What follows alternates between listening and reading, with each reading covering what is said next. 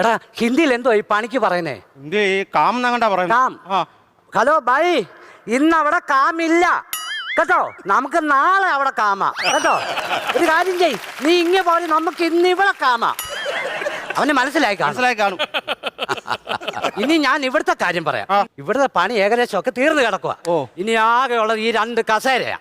ഇതുകൊണ്ട് നമുക്ക് ഒരാഴ്ച നിക്കണം. ഈ 2 കസേര കൊണ്ട് ഒരാഴ്ചയോ? നമുക്ക് 2 ആഴ്ച നിക്കാം. എടാ ഭയങ്കര കാശുള്ള ഒരുത്തന അയാള്. ആണോ? പിന്നെ നീ കാണണം ഇറങ്ങി വരുമ്പോ ഈ വീട് ഞങ്ങളുണ്ടല്ലോ, സത്യം പറഞ്ഞ ഒരു 30 ദിവസത്തെ പണിക്കേ ഉള്ളിത്. ഞങ്ങൾ 3 മാസം പണിതു. സാർ ഇവിടെ ഉണ്ടോ നോക്കട്ടെ. സ്വർണ്ണക്കട ഇറങ്ങി വരുവാന്നേ തോന്നത്തുള്ളൂ. സാറേ സാറേ. ആരാ? ഹാജി, ഇവിടെ രാവിലെ 8 മണിയാവും പണിക്ക് വരണമെന്ന് പറഞ്ഞില്ലേ? ഇപ്പൊ സമയം എത്രയായി? സാറേ ഞങ്ങളല്ലയോ പണിയുന്നേ. എനിക്ക് കേട്ടോ അല്ലെന്ന്. എടാ ഈ വീടിന്റെ പണിയെല്ലാം തീർന്നു കിടക്കുക. ഈ 2 ചെറിയ കസാരയുള്ളൂ, അതെങ്ങനെയും പെട്ടെന്ന് തീർത്തതാ നിങ്ങള്. ഈ പന്ന